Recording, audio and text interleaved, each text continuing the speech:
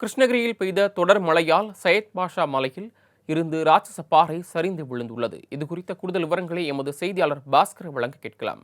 பாஸ்கர், விவரங்களை பதிவு பண்ணலாம். வணக்கம் சரவணன்.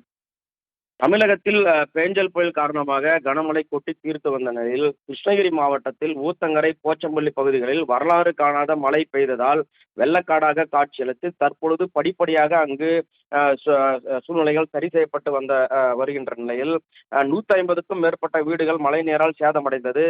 7 முகாம்களில் பொதுமக்கள் தங்க வைக்கப்பட்டு நிவாரண உதவிகள் வழங்கப்பட்டு வருகின்றது.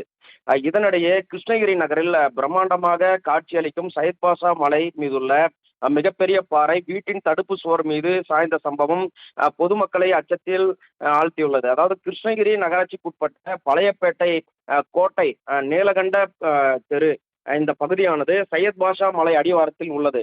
இங்கு 1000க்கும் மேற்பட்ட குடும்பங்கள் வசித்து வருகின்றனர். கடந்த 5 நாட்களாக பெய்யும் கனமழை மலையின் உச்சியில் இருந்து ஒரு மிகப்பெரிய பாறை உருண்டு வந்து மண் சரிவு ஏற்பட்டு பாறை உருண்டு வெங்கடாச்சலம் என்பவரின் வீட்டின் தடுப்பு சுவர் மீது சாய்ந்துள்ளது.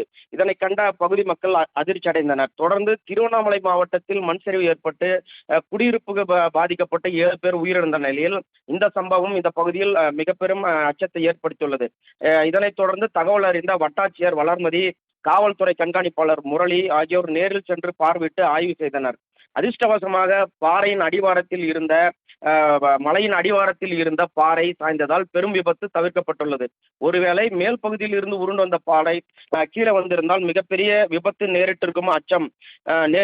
அதனால் பொதுமக்கள் அச்சமடைய தேவையில்லை என தெரிவித்தனர். இருப்பினும் மலையின் உறுதித்தன்மை ஆய்வு செய்ய வேண்டும் என பொதுமக்கள் வலியுறுத்தியுள்ளனர். சரவணன், தாங்கள் வழங்கிய விரிவான தகவல்களுக்கு நன்றி பாஸ்கர்.